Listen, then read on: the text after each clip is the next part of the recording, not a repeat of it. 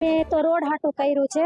CM બે માં કર્યું, અમારે સીએમ માં નહોત કરતા. અમારું એક રોડ હાટું પૈસા ઘટે બરોબર, ઈ કરી ઈ થઈ ગયું. અમારું કેમ બાકી રાખ્યા? આજકાલ કરે છે એટલે આજ અમે વાંધો ઉપાડ્યો છે. 12 મહિના થઈ ગયા છે. અમારા ગામડા ઉપર લાઈટ નથી. અમારે કોઈ દિવસ આટલી ફરિયાદ કરવા કીધું નથી. આ રોડ આટો કરવા ગયા છે. આ શ્યામ એકનો રોડ છે, 2 નો થઈ ગયો છે. ઈ વરસાદ થાય તો ઈ પાણી બધું આ રોડ ઉપર હાલે. અને અત્યારે પણ બાઇક લઈને હલાય એવું નથી, છોકરાને ચલાય એવું નથી.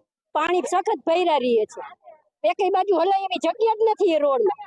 એ રોડ થઈ ગયો, આ રોડ અધૂરું કામ કેમ છોડી દીધું? 2 રોડ હારે થવા જોઈએ ને. આ રજૂઆત અમે 3-4 જગ્યાએ કરી છે, પણ એનો કોઈ નિર્ણય આવ્યો નથી, કોઈ જવાબ આવ્યો નથી ને હજી જવાબ કોઈ દેતા નથી. અને આ જવાબ અમે જ્યાં સુધી રોડ નહીં થાય ત્યાં સુધી અમે અહીંથી ડગવાના નથી. નગરપાલિકાએ જઈશું, અમે જ્યાં જવું હોય છે ત્યાં અમે પહોંચી જઈશું, પણ આ કાર્ય અમે પૂરું કરશું ને કરાવશું. 8 મહિનાથી આ રોડનું કામ ચાલુ થયું છે. 55 રોડ શ્યામ 1 અને 2 નો. એમાં 2 નંબરમાં કામ થઈ ગયું છે અને 1 નંબરનું બાકી છે. અડધેથી કામ બંધ કરાવેલું છે અને તંત્રની ઘોર બેદરકારી છે.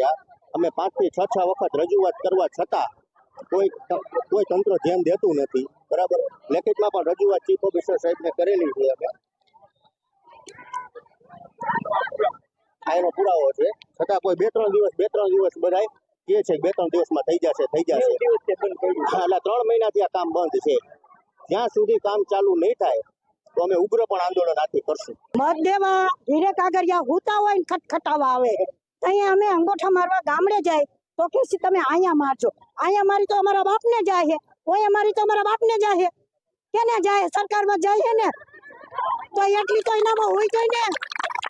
રોય શું કેમ ગયો પબ્લિક નું? દવા પીવાના વાર આવ્યો.